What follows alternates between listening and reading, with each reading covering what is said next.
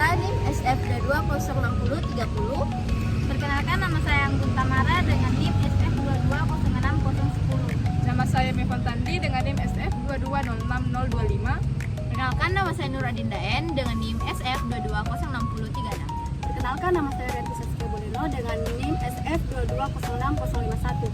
Perkenalkan, nama saya Algunawara dengan NIM SF22060004.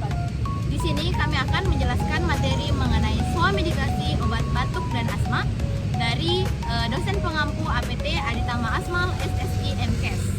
Selamat menyaksikan. Hai semuanya, di sini saya akan menjelaskan apa itu SOA medikasi.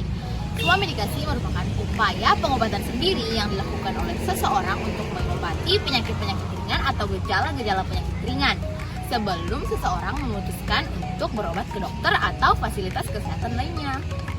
Selanjutnya saya akan menjelaskan apa sih batuk itu. Batuk merupakan gejala yang timbul pada tubuh seseorang sebagai bentuk atau tanda adanya gangguan pada sistem pernafasan. Batuk merupakan gejala atau sistem respon alami tubuh yang menandakan sistem kekebalan tubuh. Selanjutnya saya akan menjelaskan klasifikasi batuk. Batuk dibedakan berdasarkan 3. Yang pertama yaitu berdasarkan durasinya. Yang pertama yaitu batuk akut, terjadi selama di bawah dari 3 minggu. Kemudian yang kedua yaitu batuk subakut, terjadi kurang lebih selama 3-8 minggu. Kemudian yang ketiga yaitu batuk kronik, terjadi selama lebih dari 8 minggu. Kemudian yang kedua yaitu berdasarkan ada tidaknya produksi dahak. Yang pertama yaitu batuk berdahak, kemudian yang kedua yaitu batuk tidak berdahak atau biasa kita sebut sebagai batuk kering. Kemudian yang ketiga yaitu berdasarkan etiologi atau penyebabnya. Yang pertama itu ada akibat infeksi dan non-infeksi. Selanjutnya, apa sih penyebab batuk itu? Yang pertama yaitu adanya infeksi saluran pernapasan akibat debu. Kemudian yang kedua akibat adanya rangsangan mekanis seperti adanya partikel-partikel asin.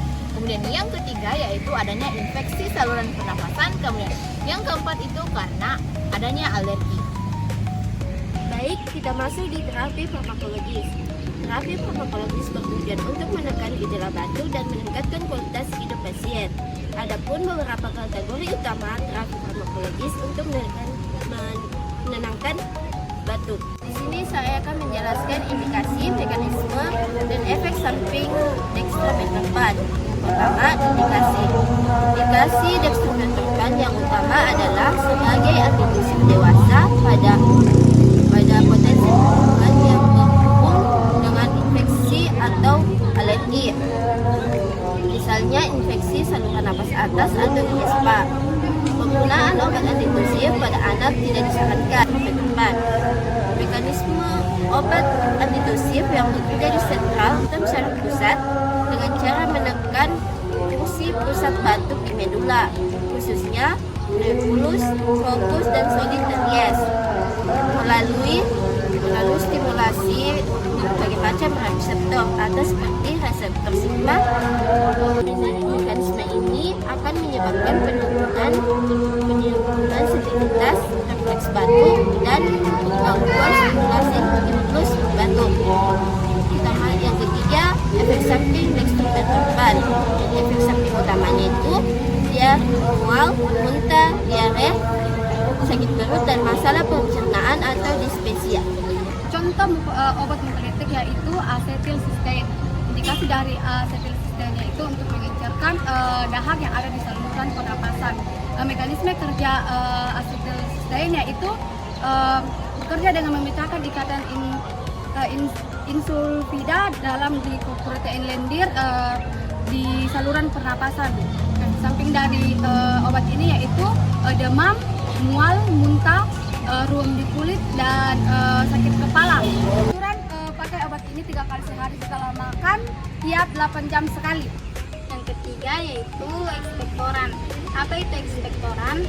Ekspektoran adalah obat yang digunakan untuk mengencerkan atau mengeluarkan dahak atau lendir dari saluran pernapasan terutama pada paru-paru, bronkus, dan trakea.